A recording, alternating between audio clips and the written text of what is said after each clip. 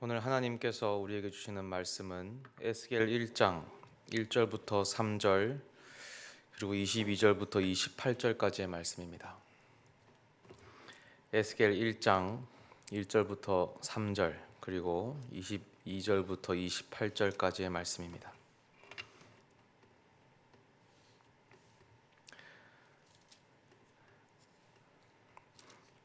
제가 가진 성경 1150페이지에 있습니다.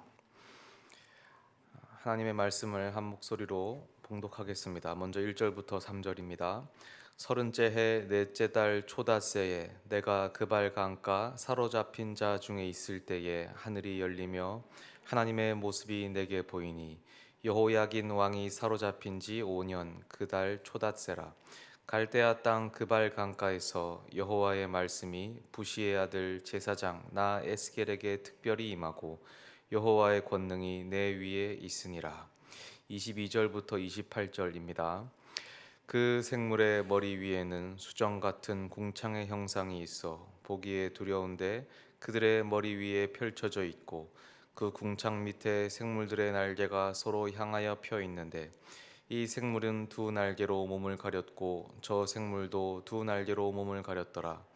생물들이 갈 때에 내가 그 날개 소리를 들으니 많은 물소리와도 같으며 전능자의 음성과도 같으며 떠드는 소리 곧 군대의 소리와도 같더니 그 생물이 설 때에 그 날개를 내렸더라. 그 머리 위에 있는 궁창 위에서부터 음성이 나더라. 그 생물이 설 때에 그 날개를 내렸더라. 그 머리 위에 있는 궁창 위에 보좌의 형상이 있는데 그 모양이 남보석 같고 그 보좌의 형상 위에 한 형상이 있어 사람의 모양 같더라. 내가 보니 그 허리 위의 모양은 단쇠 같아서 그 속과 주위가 불 같고 내가 보니 그 허리 아래의 모양도 불 같아서 사방으로 광채가 나며 그 사방 광채의 모양은 비 오는 날 구름에 있는 무지개 같으니 이는 여호와의 영광의 형상의 모양이라. 내가 보고 엎드려 말씀하시는 이의 음성을 들으니라. 아멘.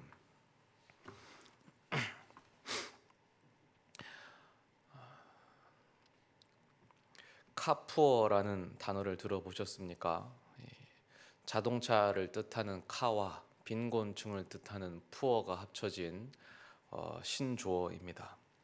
요즘 젊은 층 중에는 자동차 구매 비용과 유지 비용 때문에 나머지 생활이 어려운 사람들이 있습니다. 그런 사람들을 카푸어라고 합니다. 비슷한 단어로 하우스 푸어, 렌트 푸어 이런 말이 있죠. 이런 단어는 조금 익숙하시죠.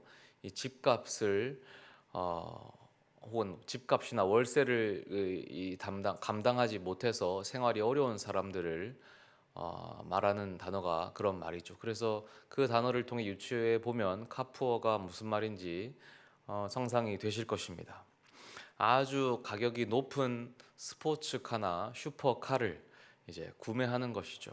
그러면 그 유지비만 한 달에 몇백만 원씩 들어가게 됩니다. 당연히 이 젊은 층이니까 자신의 월급으로는 감당이 어려울 것입니다. 그래서 하루에 한 끼만 먹는다거나 식사를 라면이나 삼각김밥만 때운다거나 심지어는 잠을 차에서 잔다거나 그런 식으로 생활을 유지하는 겁니다. 어떤 정신 나간 놈들이 그러고 사느냐 할 수 있는데 실제로 꽤 많이들 그런답니다. 정확한 통계는 제가 찾지 못했는데 어떤 중고차 딜러 유튜버가 자기 채널에서 자신 있게 말하기를 현재 외제차를 타는 젊은 층 중에서는 80%가 다 카푸어다라고 이야기를 하더라고요. 어쨌든 카푸어라는 것은 일부 이제 뉴스에서도 열풍이다라고 보도할 정도로 이미 이 사회 현상이 된 지 오래입니다. 그들은 왜 그렇게 하겠습니까? 이해가 잘 안 가지요. 하우스 푸어라고 하면은 그래도 이해는 갑니다. 내 집 마련에 대한 꿈이라는 것은 우리들의 다 같은 꿈이고 집이니까 그럴 수 있지 않겠습니까? 그런데 자동차는 사실 소모품이잖아요. 차 타다 보면 이제 소모가 되고 하는데 왜 거기다가 그런 돈을 투자를 할까? 참고로 카푸어라는 것은 정말로 자동차에 대한 어떤 순수한 열정과 사랑으로 차를 사는 사람들은 카푸어라고 하지 않습니다. 오로지 과시욕으로 이 차를 소모하는 사람들만 카푸어라고 부릅니다. 그런 사람들 보면 의외로 자신의 삶은 부끄러워하지도 않습니다. 아주 당당해요. 뭐 방송이나 유튜브 같은데 그냥 나와서 얼굴도 다 공개하고 자신의 생활도 다 공개합니다. 부끄럽지 않아요. 그냥 내 돈으로 나는 이렇게 산다. 그게 왜? 내가 벌어서 내가 이렇게 살고 나는 이것이 가치 있다고 생각한다 라고 말해요. 그거에 대해 크게 비난하는 사람도 없어요. 그것이 듣다 보면 맞죠. 옳은 면이 있습니다. 자기 가치관에 따라 사는 것이니까요. 자기 만족이라는 거예요. 자기 만족에 따라 사는데 뭐 네가 돈 벌어주는 것도 아니고 왜? 라고 하는데요. 그럼 어떤 점에서 자기 만족이 있을까요? 그 차에 딱 앉으면 기분이 좋죠. 왜냐하면은 그 차에 올라탈 때 차량의 가치가 마치 자신의 가치와 동급이 되는 기분을 느끼는 거예요. 그 차의 가격이 높고 차의 가치가 좋으면 그 차에 탄 자신의 가치도 높아지는 것 같은 그런 생각이 든다는 거죠. 이건 역시 일부 옳은 부분이 있습니다. 우리들은 차를 보면 그 차의 등급에 따라 그 차에 타고 있는 사람의 가치도 높다라고 생각을 하는 경향이 있습니다. 제가 신학생 시절에 이 아내가 임신했을 때에 아내가 그 당시에 아내도 전도사였기 때문에 임신한 몸으로 이 전도사 사역을 하기가 쉽지 않았습니다. 그래서 필요에 의해서 경차가 한 대 있었는데요. 그 차를 저도 타고 아내도 타고 했었습니다. 근데 경차를 타면은 운전하는 사람들이 그렇게 무시를 많이 합니다. 조금만 실수해도 클락션을 얼마나 많이 울려대는지 제가 운전만 한번 하면은 스트레스를 너무 많이 받았어요. 그래서 제가 그때 진지하게 구입하려고 했던 것이 무엇이었냐면 슈퍼카가 아니라 그 용문신 팔토시 아시죠? 그거를 이렇게 사려고 많이 알아봤습니다. 그래서 그거를 이렇게 사가지고 팔에 끼고 이렇게 차창을 내리고 이렇게 운전을 하려고 많이 고민을 했습니다. 사람들이 차량을 보면은 그 작은 차에 타면 거기에 타고 있는 사람도 아주 가치를 얕잡아보고 무시를 합니다.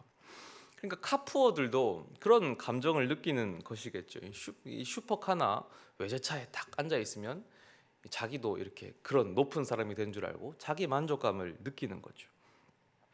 그 인생이 뭐 없죠. 그런 차에 앉아서 이 사진 딱 찍어가지고 차 메이커라 그럽니까 브랜드가 나오게 사진 찍어서 올리고 소개팅 가면은 이 차 키를 이렇게 책상에 가장 먼저 올리고 그런 맛에 사는 거예요.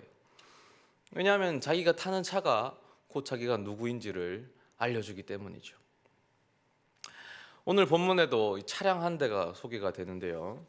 원래는 사실 1장을 다 읽어야 되는데 이거를 다 읽을까 말까 고민하다가 처음과 끝만 읽었습니다. 사실 오늘 이것은 차량이기보다는 정확하게는 전차입니다. 히브리어로 메르카바라고 하는데 이 메르카바는 우리말로 전차라고 해서 검색 메르카바 해보면은 이스라엘 탱크들이 막 나옵니다. 그러니까 탱크라는 말이거든요. 이 본문이 이제 에스겔이 본 환상이고 메르카바 환상을 봅니다. 전차 환상. 그래서 에스겔이 본 이 전차를 묘사하고 있습니다. 이 환상은 그야말로 환상적이에요. 너무 생소하고 구약 안에서도 어떤 유사한 경우도 없었고 처음 보는 환상이기 때문에 사실 시각적으로 정확하게 구현해내기가 쉽지 않습니다. 이 그림으로 뭐 누가 이렇게 사파를 그려낸 것들이 있는데 사실 정확하게 이것이 맞다 저것이 맞다 하기도 조금 쉽지 않아요. 그래서 저도 오늘 대략적인 상상만 좀 함께 해보려고 합니다. 조금 대충 그려보면 4절부터 14절에는 먼저 내 생물에 대한 환상이 나오는데요. 이 생물이 아마도 전차를 뭐 뒤로 끌었든 위에서 끌었든 끄는 모양이었던 것 같습니다. 생물들의 특징은 그 생물이 모양이 합성되어 있다는 것이었는데 몸은 사람의 형상인데 각각 얼굴을 가지고 있고 그 얼굴도 4개의 얼굴 그리고 4개의 날개를 가지고 있었습니다. 그래서 몸을 돌리지 않고도 어떤 방향으로든 전천으로 움직일 수 있었다. 이런 점이 강조되고 있어요. 그 얼굴은 사람, 사자, 황소, 독수리 이 4개의 얼굴이 사방으로 합쳐져 있었고요. 이것은 좀 괴이할 수 있지만 그 당시 고대 세계에서는 좀 자연스러운 모습인데 전능함과 전지함을 나타내는 그런 이미지였습니다. 그들은 놀랄만한 광채로 빛이 났고요. 에스겔은 그 환상을 보면서 이 말을 제대로 찾지 못합니다. 그 본문을 보면은 타는 숯불과 같다, 횃불과 같다, 번개 같다, 성광 같다, 막 이렇게 빗대어 여러 가지로 말하는데 결국 다 비유인 것이고, 어쨌든 눈이 부실 만큼, 눈이 멀 만큼 아주 밝았다라는 것을 강조합니다. 그리고 15절부터 21절에는 바퀴들에 대한 설명인데, 이 생물들의 바퀴들이 달려있다라는 것을 알아채요. 그래서 각 생물들이 이 동일한 바퀴를 가지고 있는데, 그래서 바퀴가 4개고 그런 의미에서 이것이 전차, 메르카바, 전차 환상이 되는 것이지요. 근데 바퀴 자체가 또 특이합니다. 생물이 막 복합적인 것처럼 바퀴도 복합적이었는데, 바퀴 안에 다른 바퀴가 겹쳐 있는 것처럼 보입니다. 바퀴가 마치 이렇게 겹쳐 있는 것 같은데, 이 물리적으로 생각하면은 사실 이게 굴러갈 것 같지 않지만, 어쨌든 사실 이 전차는 0으로 굴러간다고 되어 있고, 강조하고 싶은 것은 바퀴들도 동서남북 전후 좌우로 전천후로 움직인다라는 것을 강조하는 것 같아요. 그래서 이 바퀴는 겉보기에도 훌륭해서 황옥같이 빛이 났고, 테두리에는 온통 눈으로 가득 차 있다 되어 있는데, 이러면 좀 징그러운데, 사실 이 눈이라는 단어가 히브리어로 아인인데 앞에서 이것이 불꽃, 섬광이라는 뜻으로 번역됐기 때문에 아마 어떤 보석 같은 것이 막 촘촘히 박혀 있어서 빛이 났다라는 의미인 것 같습니다. 아주 그러니까 화려한 바퀴지요. 그래서 이 바퀴가 생물과 한 몸인 것처럼 막 움직였고, 이것이 전체가 전차인데 이것을 영이 루아흐가 움직이고 있다. 이것이 이제 에스겔이 본 메르카바 전차 탱크였습니다. 아주 특이하고 독특했고 구약에서 한 번도 나온 적이 없는 그런 차량이었습니다.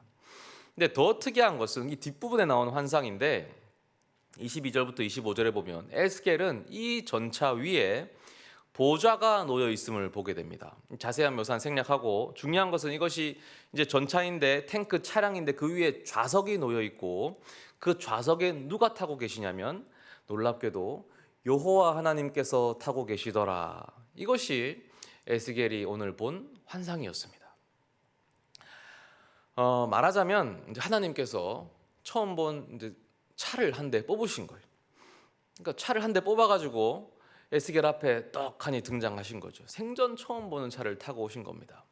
하나님은 원래 이런 차를 타고 다니시는 분이 아니셨습니다.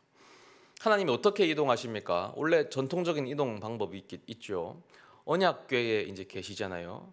언약궤에 머무시는 분입니다. 아시죠? 원래 하나님은 천지의 주인이시고 온 우주의 주인이시지만 언약궤에 특별한 은총을 주시고 거기를 발등상 삼으시고 거기에 머무르시기로 하셨잖아요. 그래서 이스라엘 광야 기간 내내 언약궤를 통해서 이스라엘과 동행하셨습니다. 그럼 그 언약궤는 어떻게 이동합니까? 우리 전통 가마처럼 이동하지 않습니까? 막대기를 꿰어가지고 이렇게 사람이 이동하지요. 소나 말이 끌어서도 안 되었습니다. 사람에 의해 이동하는 것을 원하셨어요. 이것과 관련된 대표적인 사건이 사무엘서에서 언약궤가 블레셋에 빼앗겼을 때에 이 다윗이 그 언약궤를 되찾아오려고 하죠. 근데 처음에 뭣도 모르고 소에다가 술에 씌어서 소에다가 끌고 올 때에 하나님이 거부하시죠. 그래서 큰 봉변을 당하지 않습니까? 다윗도 그 언약궤를 모셔오는 것을 멈춥니다. 중단할 수밖에 없었습니다. 나중에 율법에 명시된 대로 하나님께서 원하시는 대로 레위인들이 직접 옮겼을 때에 그때 비로소 하나님께서 이동을 허락하셨습니다. 하나님은 그렇게 이동하시는 분이세요. 우리 전통 가마처럼. 그게 하나님의 이동 수단이었어요. 그런데 오늘 어디서 듣도 보도 없었던 이상한 전차가 등장했는데요. 구약에서 한 번도 나온 적이 없는 전차입니다. 당연히 신약에도 나오지 않습니다. 정말 난데없이 처음 보는 전차가 나왔는데 그 위에 여호와 하나님께서 좌정해 계시는 거죠. 왜 하나님이 이런 차에 타고 계실까? 게다가 여기가 지금 이스라엘이 아니잖아요. 가나안 땅이 아니고 1절에 보면 이 에스겔이 그발 강가 사로잡힌 자 중에 있을 때 하늘이 열리면서 환상이 보였다. 지금 바벨론의 포로로 잡혀온 지역입니다. 그런 상황이에요. 이 먼 곳까지 하나님이 오셨는데 이상한 차를 타고 오셨다. 왜 그러셨을까? 혹시 이스라엘하고 너무 멀어서, 차마 사람이 언약궤를 쥐고 오기엔 너무 머니까 힘드니까 특별히 좋은 차량을 타고 오신 걸까? 이 천상에 있는 슈퍼카 같은 것을 특별히 이제 대여해가지고 비상시국이니까 오신 걸까? 그럴 리가 없겠지요. 오늘 하나님께서 타고 오신 차는 당연히 천상의 슈퍼카가 아닙니다. 하지만 일종의 외제차라고는 할 수 있겠습니다. 무슨 말이냐면 사실 이 차는 주인이 따로 있습니다. 우리에게는 생소하고 완전히 처음 보는 차량이지만 사실 고대 근동 이 시대의 사람들에게는 익숙한 차였습니다. 마르둑이라고 들어보셨습니까? 바벨론에 수많은 이방신이 있었는데 그중 최고의 신, 창조신이라고 불리는 신이 마르둑입니다. 그 마르둑의 전용 전차, 바로 그 전차를 하나님께서 타고 오신 것입니다. 마르둑 신의 유명한 이야기가 있는데 천지창조 이야기입니다. 마르둑이 고대 괴물인 티아맛이라는 괴물과 전쟁을 벌여서 그 전쟁에 승리해서 천지를 창조합니다. 그때 이 전차를 타거든요. 이 이야기는 당시에는 신화가 아니라 상식이었고 누구나 그 이야기를 알았고 누구나 그렇게 세상이 만들어졌다고 믿었습니다. 유대인만 빼고 다 그렇게 믿었어요. 그러니까 굳이 비교하면 오늘날의 어떤 진화론이나 빅뱅과 같은 거예요. 그래서 마르둑이야말로 세계의 창조주이고 마르둑이야말로 최고의 신이라고 믿었죠. 그 상징이 이 전차입니다. 그 전차가 바로 오늘 여기 등장한 거예요. 그래서 이 전차는 그 자체로 의미가 있습니다. 이 전차에 타고 있는 자는 이 세계의 창조주란 뜻입니다. 이 전차에 타고 있는 자는 이 세계를 주관하는 최고의 신이라는 의미입니다. 바로 그 전차가 에스겔 앞에 딱 하고 나타난 거예요. 에스겔이 그 전차를 바라봤더니 그 전차 위에 하나님의 보좌가 있어요. 그리고 그 보좌에 여호와 하나님께서 좌정해 계신 거지요. 무슨 의미겠습니까? 하나님이야말로 세계의 창조주라는 뜻입니다. 하나님이야말로 세계의 주관자라는 그런 의미입니다. 그 놀라운 환상이 지금 에스겔의 눈앞에 펼쳐진 것입니다. 사실 에스겔의 시대는 아주 절망적인 시대였습니다. 나라가 완전히 망한 시대, 여호와 하나님의 신앙을 찾기가 어려운 시대입니다. 우리가 지금 새벽마다 이 다니엘을 묵상하고 있지요. 특별히 에스겔의 시대가 이 다니엘의 시대와 겹칩니다. 그래서 제가 이 시대를 조금 설명을 해드리는 것이 도움이 될 것 같습니다. 근데 또 너무 자세히는 말고 제가 조금만 설명을 해드리겠습니다. 우리가 새벽에 이 느부갓네살 왕의 이름을 계속해서 보고 있지요. 이 다니엘은 유다 여호야김 왕과 바벨론 느부갓네살 왕 이 시대를 배경으로 하는데요. 여호야김 왕은 신흥 강국 이 바벨론 느부갓네살 왕을 바라보면서 그 왕에서 벗어나려고 애굽 편에 붙습니다. 그러자 느부갓네살 왕이 이것을 가만두지 않고 와서 때립니다. 그래서 유다가 지죠. 그때 여호야김 왕이 이 느부갓네살 왕의 부하가 됩니다. 속국이 돼요. 이 과정에서 이 포로들 귀족 일부를 이 느부갓네살 왕이 데려가죠. 그때 다니엘과 세 친구들이 포로로 끌려가는 거예요. 그런데 여호야김이 여기서 굴복하지 않고 얼마 뒤에 반란을 다시 일으킵니다. 그 반란을 느부갓네살 왕이 다시 쳐들어가서 이제 공격합니다. 그때 3개월간 예루살렘 성을 포위하고 굴복시키는데 이때 여호야김 왕이 처형당합니다. 그리고 그 아들 여호야긴이 왕위에 오르는데요. 여호야긴도 바벨론에게 굴복하지 않습니다. 이 왕도 애굽에 줄을 대면서 반란을 노리다가 망해요. 이 느부갓네살 왕이 애굽에 이제 지원 요청을 하는 이 여호야긴을 가혹하게 대합니다. 가가지고 성전 보물과 전리품과 왕과 왕비와 신복과 지도자들을 다 바벨론으로 또 끌고 가요. 이때 여호야긴 왕과 에스겔이 다 포로로 끌려가는 겁니다. 그래서 오늘 에스겔의 배경이 2절에 나왔는데요. 여호야긴 왕이 사로잡힌 지 5년이라고 설명이 되죠. 그때 잡혀간 거예요. 이때 잡혀간 포로 중 다수가 그발 강가에 위치한 포로 수용소, 여기가 유다 집단 거주소입니다. 거주지에 정착한 거예요. 에스겔이 거기에 있고 바로 거기서 오늘 환상을 본 것이죠. 느부갓네살은 이때 여호야긴을 끌고 온 뒤에 그 비어있는 왕자리에다가 마따니아를 왕으로 세우는데 그 이름을 시드기야로 개명시킵니다. 그런데 이 시드기야도 굴복하지 않고 바벨론에게 대항하려고 이웃 나라들과 동맹을 맺고 반란을 꾀하는데 느부갓네살이 또 가만두지 않습니다. 또 예루살렘을 포위하고 공격하는데 이때 유다가 1년을 버티는데 결국 성벽이 완전히 허물어지죠. 시드기야가 이때 이제 두 눈알이 뽑히고 와가지고 사슬에 채여가지고 바벨론으로 잡혀가죠. 그때 예루살렘이 완전히 불에 타고 성벽이 허물어지면서 유다가 완전히 멸망하게 되는 겁니다. 이것이 이제 스토리거든요. 그야말로 절망의 시대예요. 이제 포로로 잡혀와서 그발 강가에 있던 에스겔은 어땠겠습니까? 차라리 이스라엘 땅에 남아 있는 사람들은 뭐라도 할 수 있었겠죠. 발버둥이라도 칠 수 있고 뭐 연합이라도 해보고 할 수 있는데 멀리 타국 땅에 잡혀온 그들은 이미 이제 포로가 돼가지고 할 수 있는 게 아무것도 없습니다. 무력감 속에서 그저 망해가는 나라의 소식을 듣고 있을 수밖에 없죠. 그들이 어려서부터 배워온 것이 무엇입니까? 믿어온 게 뭡니까? 여호와 하나님이 천지를 창조하셨다. 여호와 하나님이 우리 민족을 선택하셨고 세계 구원을 위한 특별한 통로로 세워주셨다. 그런데 그 민족이 흔적도 없이 사라질 위기에 처했죠. 그리고 실제로 사라지고 있습니다. 어떻게 된 일일까요? 사실은 하나님이 천지를 창조한 신이 아닐까요? 정말로 사실은 마루두기 천지를 창조한 게 아닐까? 여호와 하나님은 그냥 이름 없는 잡신이 아니었을까? 아니면 하나님이 사실은 우리를 선택한 게 아니었을까? 이때까지 성경을 믿어왔는데 마루둑 이야기를 믿는 게 옳은 선택이 아닐까? 이런 생각이 들겠죠. 오늘 에스겔의 환상은 그런 암담한 현실 속에서 어둠을 찢고 들어오는 한 줄기 빛과도 같았습니다.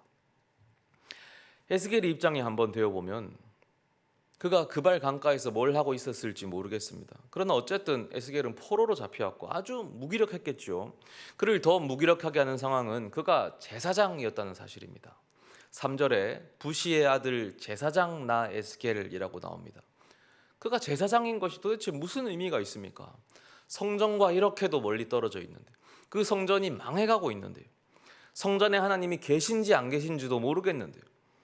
성전의 그 여호와 하나님이 마르둑에게 처참하게 패배해 버렸는데, 에스겔이 제사장인 것만큼 비참하고 무력한 현실이 없습니다. 그런 그의 눈앞에 환상이 보였는데요, 전차가 보여요. 그 전차, 에스겔이 무슨 전차인지 압니다.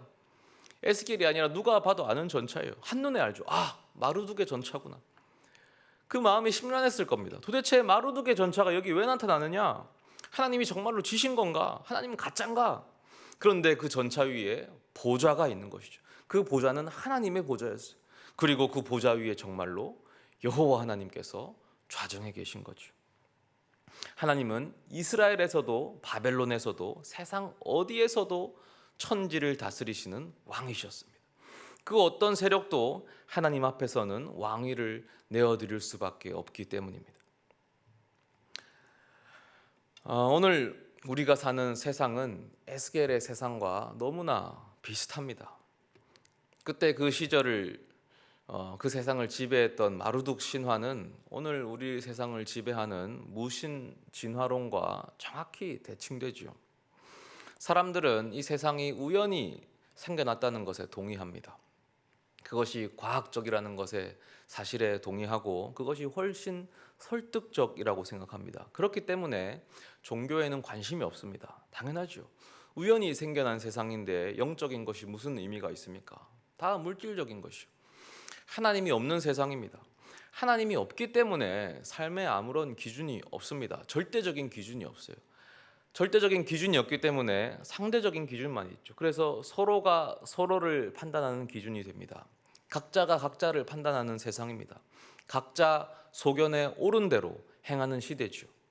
각자가 그러면 서로를 어떤 기준으로 판단하겠습니까? 무엇으로 판단하겠습니까? 연봉으로 판단하고, 직장 이름으로 판단하고, 대학 이름으로 판단하고, 사는 동네로 판단하고, 타고 다니는 차 종류로 판단하고, 외모로 판단하고, 입은 옷으로 판단하고, 소지품 브랜드로 판단하고, 그렇게 하겠죠. 그것이 기준이 되는 겁니다. 그것이 기준이 되었지만 아무도 이견을 달지 않죠. 왜냐하면 하나님이 없는 세상이기 때문에 그렇습니다.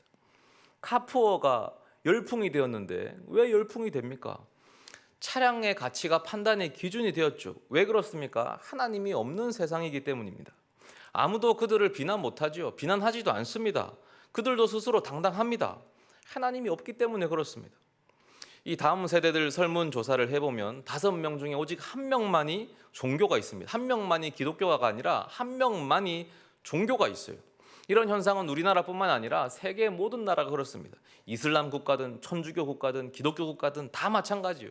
다음 세대들은 종교가 없어요. 그 이유가 뭐냐? 그냥 관심이 없대요. 압도적인 1위 무관심. 왜냐? 무신진화론의 세계이기 때문입니다.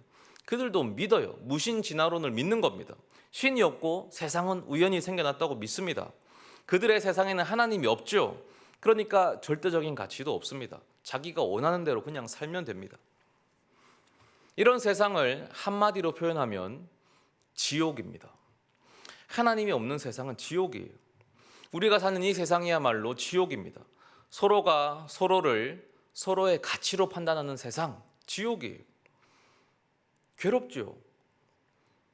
우리가 이 세상을 살 때 무엇이 우리를 괴롭게 합니까?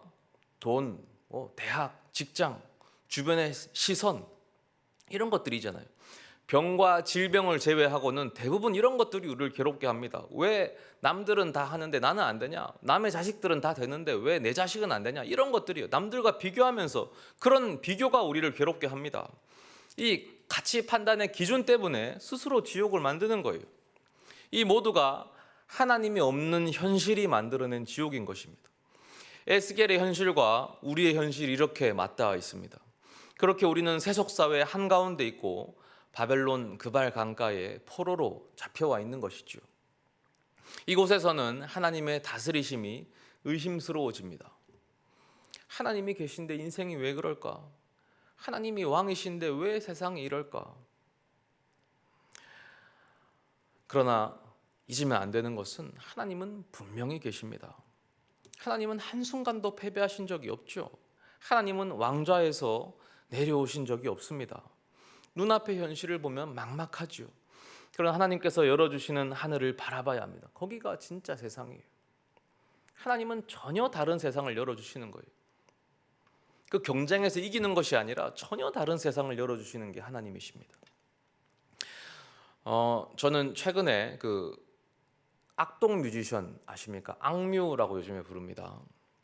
그 조그맣고 개성 있는 그 남매 가수예요. 두 남매 가수인데 그들을 주목해서 보고 있습니다. 원래 그 두 명은 천재적인 음악성으로 주목을 많이 받았습니다. 최근에 남자 그 둘 중에서 남자 가수 이찬혁이라는 아이가 청년이죠. 청년이 솔로 앨범을 내면서 별 이상한 일을 다 하고 있습니다. 행위 예술가 같은 일을 하고 있어요. 무대에서 노래를 하면서 삭발식을 막 합니다. 그리고는 머리카락을 무대에 떨어진 머리카락을 이렇게 봉투에 담아서 팬들에게 선물로 주고 길거리에서 투명 관 같은 걸 만들어서 거기에 이렇게 좁게 들어가서 노래를 부르고 또 그냥 길거리 한가운데 소파를 놔두고 티타임을 혼자 가지면서 잠옷을 입고 신문을 보더라고요. 그냥 한 20분 정도 아무것도 안 하고 그냥 그런 일을 해요. 제가 왜 저러나 보고 있었거든요. 근데 넷플릭스에 테이크 원이라는 프로그램이 있어요. 가수 아티스트들을 불러놓고 죽기 전에 마지막으로 최고의 무대, 인생 최고의 무대를 꾸민다면 어떤 무대를 하고 싶습니까? 라고 물어봐서 그 무대를 꾸며주는 프로그램입니다. 악뮤를 찾아갔어요. 갔더니 이찬혁 그 친구의 머리에는 온갖 별상이 이미 들어있더라고요. 스카이 다이빙을 해가지고 떨어지면 그 밑에 무대가 쫙 펼쳐지는데 댄서 200명이 대기하고 있다가 야외인데 암전이 되고 막 기발한 게 나와요. 넷플릭스 팀이 물어봐요. 그러면 관객은 몇 명이 오면 좋을까요? 걔가 하는 말이 관객은 필요 없대요. 관객은 한 명도 필요 없고 이건 그냥 자기가 보고 싶어서 하는 거예요. 그리고 정말 관객 없이 합니다. 저는 충격을 받았습니다. 제가 사실은 무대에서 춤추었던 사람으로서 너무 충격을 받았어요. 왜냐하면은 이렇게 튀는 행동을 하는 사람들을 비롯해서 기본 연예인들은 사람들의 시선을 먹고 삽니다. 자신의 가치는 사람들의 이 시선, 인기 척도에 따라 이 판단되기 때문이에요. 인기가 많으면 자신의 가치도 높은 것이고 없으면 자기 가치도 떨어져요. 그래서 관객이 많은 공연을 하면 자신의 가치도 높아지고 관객이 없는 공연을 하면 자신의 가치도 떨어져요. 그게 기본이에요. 그래서 잘 나가던 연예인들이 순식간에 인기를 잃으면 우울증도 걸리고 막 마약도 손을 대고 그런 일들이 비일비재한 거예요. 이것은 연예인뿐만 아니라 사람이면 다 그렇죠. 이 바벨론과 같은 시대를 살아가는 우리들이면 다 그렇습니다. 10명 직원 회사의 벤처기업 사장과 1000명, 10,000명 회사의 대기업 사장의 어깨에 들어가는 힘이 다르겠지요. 하지만 사실 그 두 사람의 본질적인 가치는 똑같거든요. 다르지 않거든요. 10명 관객을 모으는 길거리 무명 가수와 10,000명, 10만 명을 모으는 대단한 세계적인 가수도 그 본질적인 가치는 다르지 않아요. 하지만 그 사실을 알기가 어렵다고요. 이 분리를 못 시킵니다. 연봉이 많은 것이 문제가 아니라 좋은 가방이 문제가 아니라 그 브랜드와 자신의 가치를 분리시키지 못하는 게 문제거든요. 그런데 이게 연봉이 많을수록 브랜드가 좋을수록 그 분리가 잘 안 된다고요. 그게 어려운데 이찬혁은 되더라고요. 관객 수에서 초월해 있어요. 사람들의 시선에서 초월해 있더라고요. 가치를 판단하는 기준이 완전 다른 거죠. 저 너무 놀랐어요. 그런데 그 듀엣의 남매잖아요. 그 여동생도 똑같아요. 그 여자의 이름이 이수연인데요. 걔가 예전에 개인 라이브 방송을 하는데 악플러가 찾아왔습니다. 이 못생긴 아줌마 잘난 척하긴 꺼져라 라고 악플을 달았거든요. 사실은 그 즈음에 그 여자친구가 얼굴이 좀 살이 많이 쪘어요. 가수, 아이돌 가수라고 하기에 과할 정도로 살이 찐 즈음이었어요. 저도 그걸 보면서 와, 쟤는 저렇게 살이 쪄서 가수를 할 수 있나? 라는 생각을 저도 했어요. 근데 그 아이가 뭐라고 방송에서 대꾸 있는지 아세요? 야, 내가 보통은 이런 걸 무시하는데 너가 너무 어린 아이인 것 같아서 속상해서 한마디를 하겠다 하면서 내가 정말 싫어서 하는 말이라면 괜찮다. 그런데 지금 그 악플은 지금은 솜방망이 같은 거지만 하다 보면 칼이 될 거고 그러면 그 칼은 너를 해칠 거야. 그러기엔 너는 너무 귀한 사람이야 라고 하더라고요. 사람의 평가와 판단이 도무지 이 아이들을 해치지 못하는 거예요. 심지어 저도 그 순간 그 여자아이를 세상의 기준으로 보고 판단했거든요. 근데 이 여자아이는 완전히 초월해 있는 거예요. 그러니까 그 어떤 말도 그 아이를 해치지 못하는 거죠. 왜 그럴까? 어떻게 그런 게 가능할까? 이 두 남매가 이 몽골 선교사님들의 자녀인 것은 아시죠? 선교사 자녀입니다. 심지어 홈스쿨링으로 컸습니다. 선교사님들이 직접 교육한 것이죠. 그 선교사님들의 자녀 양육에 대한 기사가 있길래 제가 관심 있게 읽어봤어요. 그 교육의 가장 중점에 두었던 것이 영어도 아니고 국어도 아니고 수학도 아니고 아이를 있는 그대로 믿어주고 사랑해주는 거였다고 합니다. 그게 기독교 신문 기사가 아니었어요. 그러니까 생략되었겠지만 그 사랑이 뭐였겠습니까? 선교사님이니까 당연히 하나님의 사랑이었겠지요. 하나님의 사랑을 부어주었겠지요. 하나님이 너를 얼마나 사랑하시는지 세상의 가치와 없이 세상의 기준과 상관없이 있는 모습 그대로 얼마나 가치 있고 아름다운지 그걸 알려주었겠죠. 그게 하나님 사랑이잖아요. 무신론의 세상에서 살지 마십시오. 하나님이 보여주는 세상에서 하늘의 세상을 살아내시기 바랍니다. 하나님은 분명히 살아계시고 이 땅을 통치하십니다. 우리가 어떤 세상에서 사느냐에 따라 나의 가치가 달라집니다. 나의 가치를 결정하는 것은 사람의 눈이나 사람의 판단이 아닙니다. 오직 하나님만이 나의 가치를 결정하시죠. 바벨론의 세상에서 에스겔은 무가치했습니다. 잡혀온 포로에 불과했죠. 하지만 하나님의 세상에서 에스겔은 제사장이었고 예언자였습니다. 우리도 마찬가지입니다. 세속사회에 있을 때 우리는 무가치합니다. 기독교인은 가난한 자, 약한 자일 뿐입니다. 실제로 그렇습니다. 왜냐하면 우리는 기독교인들은 예수님에게 모든 것을 쏟아 부어야 하니까요. 시간도 쏟아붓고 물질도 쏟아붓습니다. 세상 사람들 보기에 미친 사람들이죠. 그래서 굳이 말을 만들면 Jesus poor라고 할 수 있겠죠. 그러나 하나님의 세상에 속하게 되면 우리는 그 누구보다 부유한 자입니다. 하나님께서 우리를 자녀 삼아 주셨고 자녀가 되니까 우리는 하나님 나라의 상속자가 되었지 않습니까? 지저스 푸어였는데 영원한 나라의 상속자가 되죠.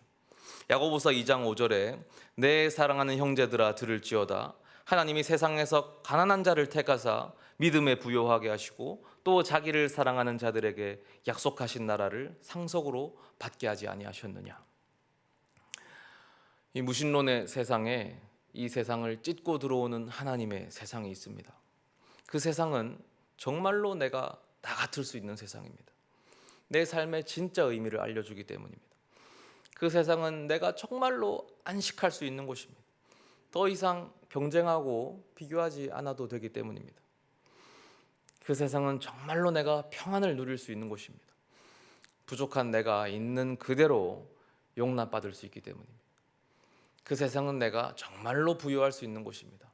영원한 나라를 상속받을 수 있기 때문입니다. 우리 그 세상을 살아갔으면 좋겠습니다.